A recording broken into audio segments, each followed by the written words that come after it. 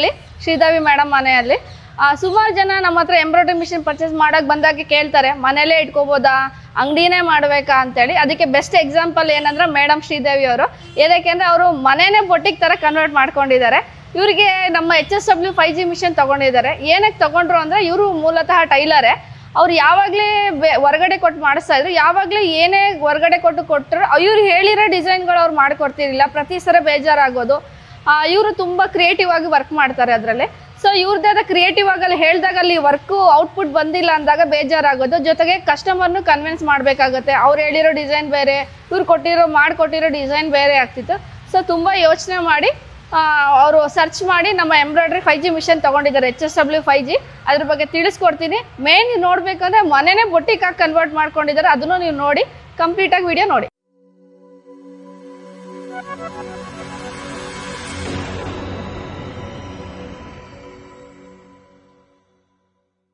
ನಮಸ್ತೆ ಸರ್, ನನ್ನ ಹೆಸರು ಶ್ರೀದೇವಿ ಅಂತ. ಬೊಮ್ಮನಹಳ್ಳಿ ಹತ್ರ ವಿಶ್ವಪ್ರಿಯ ಲಿಯೋಟಿಂದ ಮಾತಾಡ್ತಾ ಇರೋದು. ನಾನು 8 ವರ್ಷದಿಂದ ಸ್ಟಿಚಿಂಗ್ ಮಾಡ್ತಾ ಇದ್ದೀನಿ. ಸೊ ನಂದಿದು ಓನ್ ಬಿಲ್ಡಿಂಗು.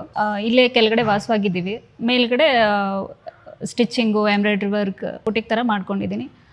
ಬೊಟಿಕ್ ಹೆಸರು ಸಿರಿ ಫ್ಯಾಷನ್ ಅಂತ. ಬನ್ನಿ ಸರ್, ತೋರಿಸ್ತೀನಿ. ಬನ್ನಿ ಸರ್. ನಾನು 8 ವರ್ಷದಿಂದ ಸ್ಟಿಚಿಂಗ್ ಮಾಡ್ತಾ ಇದ್ದೀನಿ.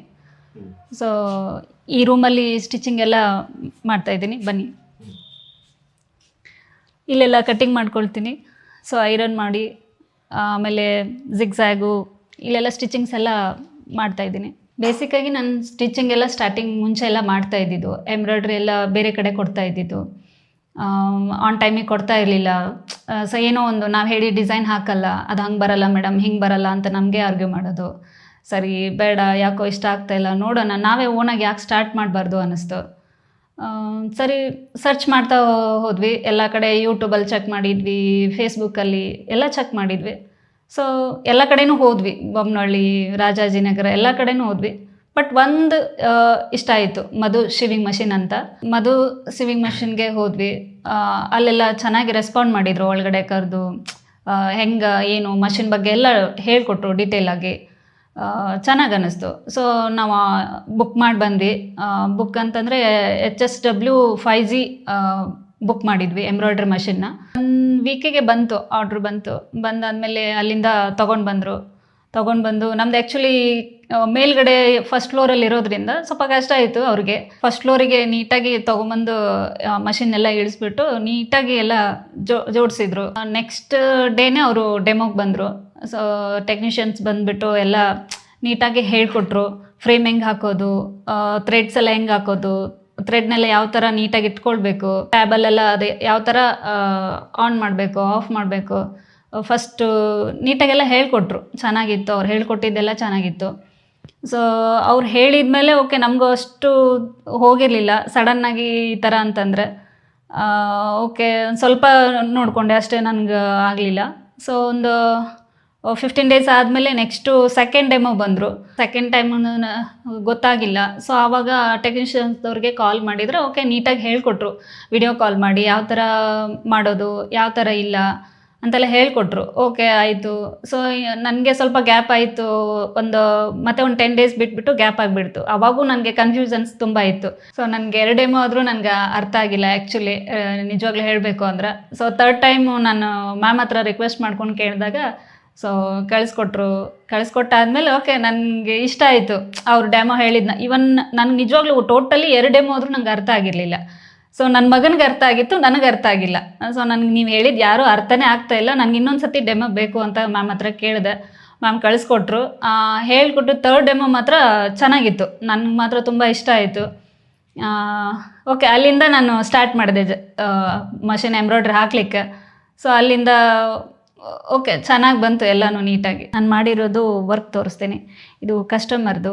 ಸೊ ನೋಡಿ, ಇಲ್ಲಿ ಫ್ಲವರ್ ಡಿಸೈನ್ಸಿಂದ ಹಾಕಿದ್ದೀನಿ. ಇಲ್ಲಿ 3 ಕಲರ್ಸ್ ಏನೋ ಮಾಡಿ ಹಾಕಿದ್ದೀನಿ. ಸೊ ಪಿಂಕು, ಕಾಂಟ್ರಾಸ್ಟೆಲ್ಲ ಹಾಕಿಬಿಟ್ಟು ಮಾಡಿದ್ದೀನಿ. ನೀಟಾಗಿ ಬಂದಿದೆ ಡಿಸೈನ್ಸು. ಫಿನಿಶಿಂಗ್ ಮಾತ್ರ ನೀಟಾಗಿದೆ. ಇದು ಒಂದು ಡಿಸೈನು, ಇದು ಕಸ್ಟಮರ್ದೆ. ಸೊ ಸಿಂಪಲ್ ಡಿಸೈನ್, ಅವ್ರಿಗೆ ಸಿಂಪಲ್ ಬೇಕು ಅಂತ ಹೇಳಿದರು. ಸೊ ಸಿಂಪಲ್ಲಾಗಿ ಹಾಕಿದ್ದೀನಿ. ಸೊ ಕಮ್ಮಿ ಪ್ರೈಸಲ್ಲಿ ಬೇಕು ಅಂತ ಹೇಳಿ ಕಾಂಟ್ರಾಸ್ಟ್ ಸ್ಯಾರಿ ಬಂದು ಗ್ರೀನ್ ಇತ್ತು. ಸೊ ಸಿಂಪಲ್ಲಾಗಿ ಹಾಕಿದ್ದೀನಿ. ಇದು ಬ್ಯಾಕು, ಸೊ ಇದು ಫ್ರಂಟು, ಸೊ ಮತ್ತು ಇದು ಸ್ಲೀವಿಗೆ ತುಂಬ ಫುಲ್ ಬೇಕು ಅಂತ ಹೇಳಿದ್ದು ಅವರು. ಸೊ ಫುಲ್ ಡಿಸೈನ್ಸ್ ಹಾಕಿದ್ದೀನಿ ಇಲ್ಲಿ, ನೀಟಾಗಿ ಬಂದಿದೆ, ಅವ್ರಿಗೂ ಖುಷಿ ಆಯಿತು. ಓಕೆ, ನಾನು ಸ್ಟಿಚ್ಚಿಂಗ್ ಮಾಡ್ತಾ ಇರೋದು ಆಲ್ಮೋಸ್ಟ್ ಒಂದು 8 ವರ್ಷ ಆಯಿತು. 8 ವರ್ಷದಿಂದ ಮಾಡ್ತಾ ಇದ್ದೀನಿ, ಮನೆಯಲ್ಲೇ ಮಾಡ್ತಾ ಇದ್ದೀನಿ, ಶಾಪ್ ಏನು ಓಪನ್ ಮಾಡಿಲ್ಲ. ಇವಾಗ ರೀಸೆಂಟಾಗಿ ಓಪನ್ ಮಾಡಿ ಏನೋ ಒಂದು ಮಾಡಬೇಕು, ಹೆಣ್ಮಕ್ಳು ಅಂದಮೇಲೆ ಕೂತ್ಕೋಬಾರ್ದು, ಸೊ ಮನೇಲಿ ಗಂಡು ಮಕ್ಕಳಿಗೂ ಸ್ವಲ್ಪ ಸಪೋರ್ಟ್ ಮಾಡಬೇಕು ಅನ್ನೋ ಒಂದು ಇಂಟೆನ್ಷದಿಂದ ಮನೇಲೇ ಸ್ಟಾರ್ಟ್ ಮಾಡಿದ್ದೀನಿ ಇವಾಗ ಶಾಪು. ಎಂಬ್ರಾಯ್ಡ್ರಿ ಡಿಸೈನ್ಸ್ ಎಲ್ಲ ಹಾಕಕ್ಕೆ ಸ್ಟಾರ್ಟ್ ಮಾಡಿದೆ. ಫಸ್ಟು ಕಸ್ಟಮರ್ದು ಎಂಬ್ರಾಯ್ಡ್ರಿ ಹಾಕಿದ ತಕ್ಷಣ ತುಂಬ ಚೆನ್ನಾಗಿದೆ, ಅವರು ಡಿಸೈನ್ ತುಂಬ ಇಷ್ಟಪಟ್ಟಾದಮೇಲೆ ಸೊ ಫಸ್ಟು ನನಗೆ ಅದು ಅಮೌಂಟು ಕೊಟ್ಟಾಗ ತುಂಬ ಖುಷಿ ಆಯಿತು. ಅದನ್ನು ನಾನು ತೊಗೊಂಡೋಗಿ ನನ್ನ ಹಸ್ಬೆಂಡ್ ಕೈಲಿ ಕೊಟ್ಟೆ. ಅವ್ರು ತುಂಬ ಖುಷಿಪಟ್ಟರು ಆ್ಯಕ್ಚುಲಿ. ಅಂತೂ ಇಂತೂ ಸ್ಟಾರ್ಟ್ ಮಾಡಿದ್ವಿ, ಗುಡ್ ಅಂತ ಹೇಳ್ಬಿಟ್ಟು ತುಂಬ ಸಪೋರ್ಟಿವ್ ಮಾಡಿದರು ನಮ್ಮ ಹಸ್ಬೆಂಡು ಸಹ. ತುಂಬ ಇಷ್ಟ ಆಯಿತು.